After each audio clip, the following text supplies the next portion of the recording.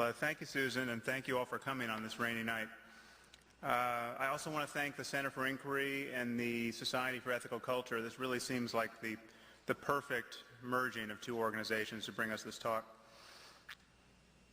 I'm going to talk to you tonight about belief, specifically the problem of religious belief. Our world has been balkanized into separate moral communities. We have Christians against Muslims, against Jews. The majority of people on this planet at the moment organize their lives around a founding proposition that God wrote one of their books. We have many of these books on hand. They make genuinely incompatible claims about the nature of this universe, about the disposition of certain real estate in the Middle East. We have the marriage of quite literally first century or earlier beliefs, literally Iron Age philosophy, with 21st century destructive technology. This on its face should seem untenable to us. So now I'm going to say some very unpleasant things about religious belief over the next hour. And I just want to warn you up front that I know I'm going to offend some people in this room. Let me assure you that's not the point. I'm not being deliberately provocative. I am simply worried. So I'm going to worry out loud for the next hour or so. I'm mindful of the fact that 90% of our neighbors, 90% of Americans, believe in a personal God. 40% of scientists believe in a personal God, literally a God who can hear our prayers. So I'm guaranteed to offend someone here. I know this is as secular an audience as I'm going to find, but I just want to say up front that I'm needless to say, I'll take your questions, as Susan said. Well, what is a belief? Let's get into this for a minute. Beliefs are clearly representations of the world, but they are more than that. They are the representations of the world that we think actually represent the world. This is the distinction between a belief and a hope, say. When you hope that something is true, you are representing the world. You are representing a possible state of the world.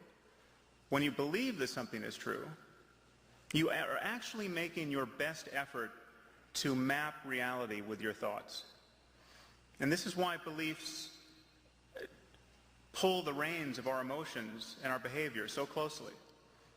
This is why belief is really part of the higher cognitive machinery we have to generate expectations about the world, expectations about how our behavior is going to change our moment-to-moment experience. If this sounds abstract to you, just imagine the change that it would occur in you if the fire marshal came in at this moment and said this building is about to collapse.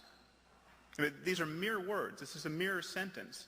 And yet, should you give it credence, should you believe it to be true, it would completely transform your physiology, your neurology, your behavior rather quickly. And so too with any other proposition that has significant representational content. Believing a proposition to be true is what opens us to the representational content of any what otherwise would be a string of words. So what do our neighbors believe?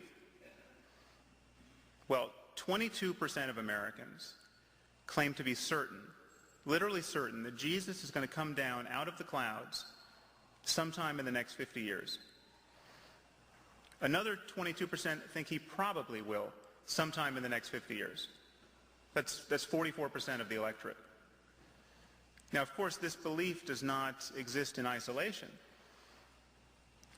It's not an accident that 44% of Americans also believe that the creator of the universe literally promised the land of Israel to the Jews. This is in his capacity as an omniscient real estate broker. And these beliefs are knit together with a myriad of other beliefs, infatuations with the end of history, with apocalyptic prophecy. And these beliefs have geopolitical consequences. This is not just what people believe on Sundays. It is actually not an exaggeration to say that something like half of us, something like 44% of the American population, if they turned on their television sets and saw that a mushroom cloud had replaced New York City, they would see a silver lining in this cloud, because it would be a portent to them. It would presage that the best thing that is ever going to happen is about to happen, the return of Christ. Or take another belief, that we've all been pummeled with this debate about intelligent design, the idea that the machinery of the living cell is so complicated that it could not possibly have been generated through naturalistic processes. This should be genuinely troubling to us. This really is eroding the prestige of science in our culture. It is, your children could well be taught this pseudoscience in school, in biology class, one of these days. But it's also important to recognize that it's a bit of a red herring, because 44%, actually in the last Gallup poll it was up to 53%, something like half of us are creationists. Intelligent design is not what they're fancying. They believe that we were created from mud with divine breath sometime in the last 6,000 years. Adam and Eve standing in a garden with a talking snake and a hankering for apples. But this is literally the vision of the creation of our species.